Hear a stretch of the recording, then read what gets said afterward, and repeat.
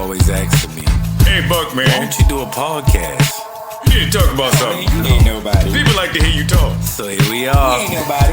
Look at Fresh it. Mics, here to talk about up, you the just- latest, the man classics talk. of it. Every week, everything we want to know. What's the mic got crushed? Oh my Who's the God. best verse on the song? That way good. Who got crossed? Who got cooked on the court? Who got mossed? I need to Whose know. acting was the best? Yo, Who got destroyed in a debate? what's that? Fresh Mics every Friday, 8 p.m. YouTube, tune in. Cake.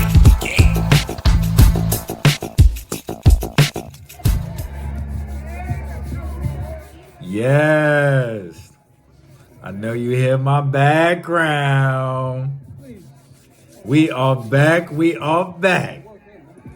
For another classic episode of Crush Mics. I am your host with the most, Mr. Korey Buckets, aka Cake. Got a classic battle to talk about this week. Loaded Lux vs Haliburton on UW. Great battle to talk about. Especially with UW making a comeback, which is crazy. But you know what I mean. UW doing new battles again. Shout out to them. Arsenal and all of them are part of that league. And we happy to see that's going on, man. We need battle rap back. We need some classic battles. But without further ado, get into our show. We got a lot of topics to get to. First topic: no games played. Watching some movies, man. You know, I like the hood classics. I like the mob classics. I like some of everything. You know what I'm saying? Gangster the comedy is really, you know what I'm saying, my thing. I got a little love interest here and there. We was watching Menace to Society. Then we was watching Paid in Full. Made me think, who was more gangster? Who played no games? The battle of no games. Old Dog versus Rico. Let's think about it here, man. Old Dog was on the block. Kane, laying everything down, spraying everything he could. I'm not saying all of that was good. Same thing with Rico. Rico had the bricks out there. You know what I'm saying? He was doing his thing. Hey, he got his man. That was crazy what he did to his man. And that's based on a true story. So we're not going to champion that. We're just going to talk about the role and the characters, though. So on Crush Mike's platform, who did we think played the role of no games played the most? Who played no games the most? What does it come down to? This is New York versus Cali. Gotta say, man, when they was in the car with MC8 and he said, smoked you in front of your cousin and you ain't gonna do nothing? Man, gotta say, bro, we really gotta say, we gotta give it to Old Dog in this one. Rico, you was crazy, though. What's up, Kermit? You know what I'm saying? I'm Rico, that's what I do. You was fire. The Clutch Mike platform, man, this week, we gotta go with Old Dog. Next topic. Most popping, dropping. Juicy and Kasinet been all over the net. They've been doing all kinds of incredible things. Been watching the joint that Drewski be doing, where he plays like he's the executive online. Could have been records. Casting out all his live stream, and both of them joints is highly entertaining. I advise both of y'all, everybody I should say, to watch both of them, because those platforms are crazy. But on the Crush Mike's platform, we want to know who's more entertaining. Who's been holding the people down more? Let's see, Kasinet, you had the thing in the jail. That was kind of weird. It was kind of different. I'm just saying. You had some baddies on there. You had the New York Queen, Nicki Minaj, over there doing her thing. Shout out to her. Drewski, you stay with some hilarious skits. Real funny guy. I follow you on all the platforms. On the social media. But On a Crush Mike's platform, we gotta say, who's the most entertaining for the people? Who's bringing the most content for the people? Beam, beam, beam. I know it's controversial. I know a lot of people going to not like it. I gotta say Kasinet, man. I gotta say Kasinet. He done had some bad things come through there. I'm gonna say once again, he's been creating a whole lot of opportunity for a whole lot of artists to get their things off, man. So we gotta lean on the Kasinet. Drewski, you that guy though. You know what I'm saying? Even though you be looking like one of the extra men from the media man sometimes. I'm just saying. You still my guy. Crush the mics. Next topic.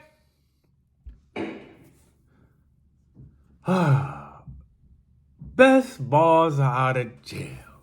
Best bars out the bars. We had two guys. Tupac Shakur, rest in peace to the grave. Meek Mills. Both locked up and had impact to the hip-hop culture. Great when they were released from jail. But who had the greatest impact immediately out of the bars? Balls out the bars. Gotta think about it here on Crush Mics, man. This is a very interesting thing to talk about. You got Tupac with the California Love, how he got with Dr. Dre and Suge and All Eyes on Me, and how that went down, the double CD. You had Meek. Meek was like Joe Clark out there. He had the kids and the people uniting, singing. I used to dream like this and dream like... Forget all that stuff that's going on right now. Meek was that guy when he got released from jail and we was in jail and the whole city of Philadelphia and people from all over was coming to Philly, to the jails when he was in there, hoping they could see his face like Joe Clark and Lean on Me. That's a reference. You got to peep that. But who was that guy? Straight out of jail like that.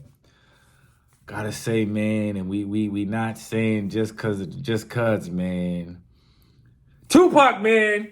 When my man said, out on bail, fresh out of jail, California dreaming. And when I step on the stage, I'm here screaming. Come. Tupac was just that guy, man. How do you want it? Like, it's a double CD. So many people have remixed that joint. Meek, you still doing your thing, man. You gonna live through these allegations. We hope. But nah, seriously, Dream Chase, you just gotta stay off those bikes and stop hanging out with Diddy, because it's not doing nothing for you. But yeah, we digress. Crush Mike's platform. Best bars out of bars. Gotta give it to Mr. Shakur, man. He get around. Got around. Next topic. 6'7" stepping. 6'7" stepping. Tyrese Haliburton versus Penny Hardaway. Penny was crazy. Them first 4 years, Penny's career was tremendous.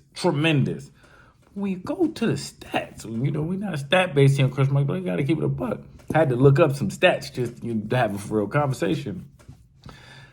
This literally is a great argument. Got to say, Tyrese Haliburton, though, he shoots the three better, more assists.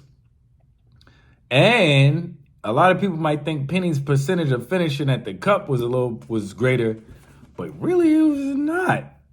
Tyrese Haliburton is shooting a very high percentage with no Shaq. That is very interesting to think about. So on Crush Mike's platform, the battle of 6'7" stepping. Who will we give it to? What does it come down to? Oh, man, they had Lil Penny. Penny. Chris Rock was the voice to the Penny. Penny had all them sneakers. Them sneakers are still fire. The first phone pops was really Penny's. Yeah, you could argue whether it was the Penny sneakers. The 1 cent was on his sneakers. Penny, them commercials was just crazy that Nike was doing. Tyrese, you got to get a sneaker, man. You got to get a sneaker. And that form is disgusting. You in a three-point contest. Penny was never in a three-point contest. But that form is disgusting. I hate to see you shoot it. You need lethal shooter, work with somebody.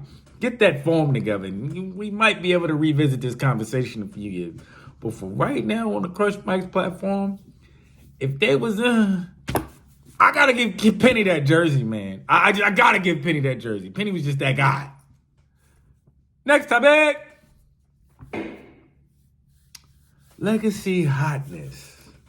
How this came about. Beyonce versus Rihanna. I saw Stephen A. talking about how he said that he thought Rihanna wasn't in Beyonce's category and got a call from Jay-Z and had to retract it. Jay-Z will not be calling us on the Crush Mike's platform. He will not be reaching out to us for anything. So we can say whatever we want here. Ho! I'll forget that. But yeah, who's legacy hotness, man? Beyonce, I don't know if there was some work done there. You might have had some, because I don't remember you having a cake like that. But we don't hate here. We don't hate it. You gotta be fine. You're fine. You do it how you do it. Put it down the line. But on the Crush Mike's platform, man, who would we want to see if it came down to it? We had one ticket to see one night, one performance from one of the two beautiful ladies, one of the two beautiful sister queens. What does it come down to? Riri, man, she was pregnant at the Super Bowl and still put on a great show. Beyonce, you dope. You got a lot of hits. Some stolen. Hey, Marie, I heard it. I'm just saying. I heard it. You got some joints from A. Marie. And I'm just saying. There's a word around the campfire. Oh, legacy hotness. A$AP Rocky's from Harlem, man. We like what's going on there. Jay-Z from Brooklyn. Yeah.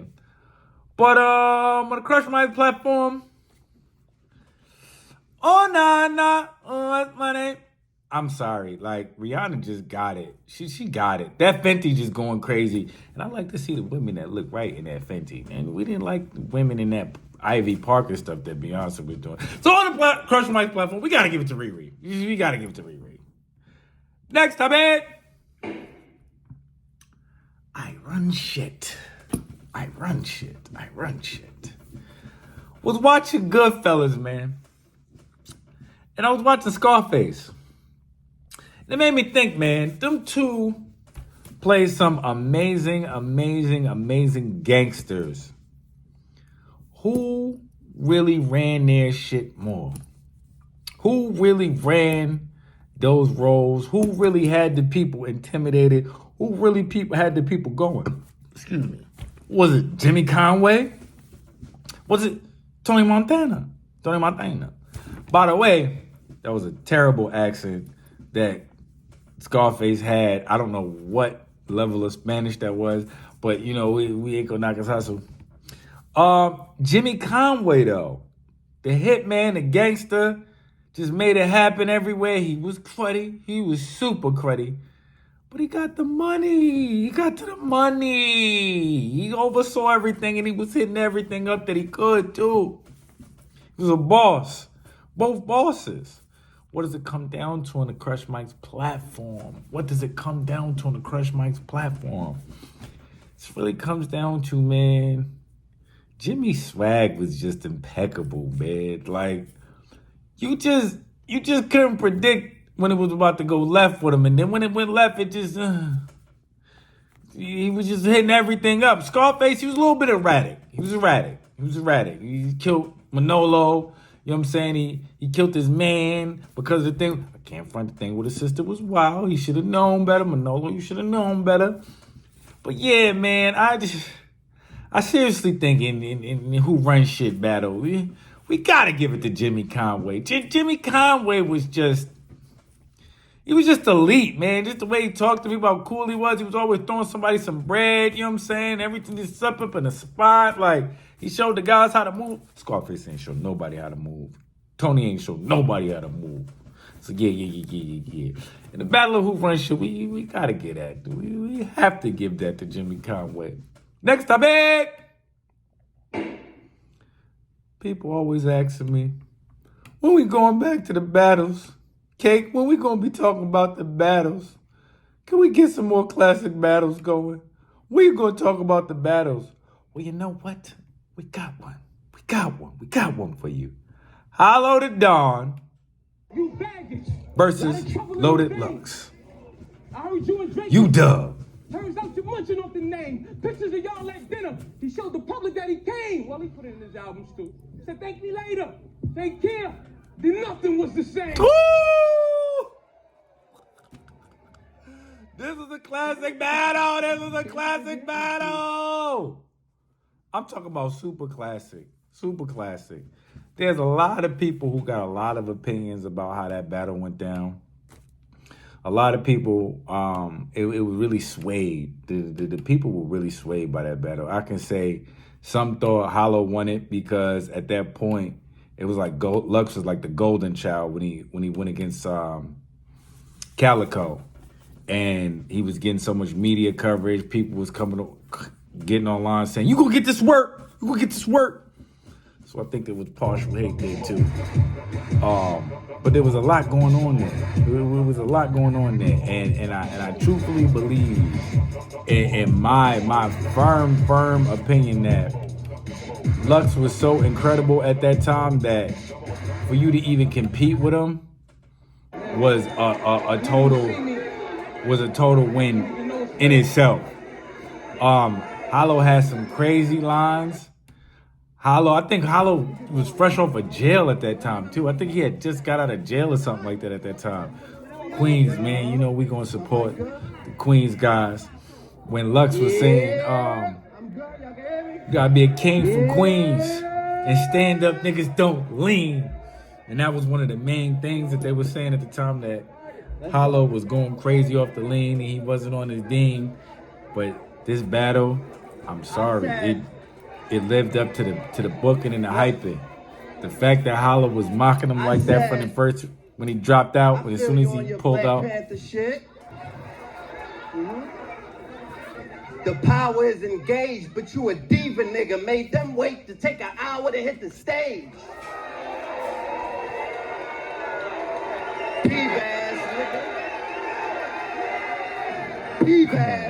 Come on, man. Come on, man. Damn, taking all that time, you done hurt these fans. I guess it take a while to put on that Hell's Angels jacket and them Eddie Murphy pants.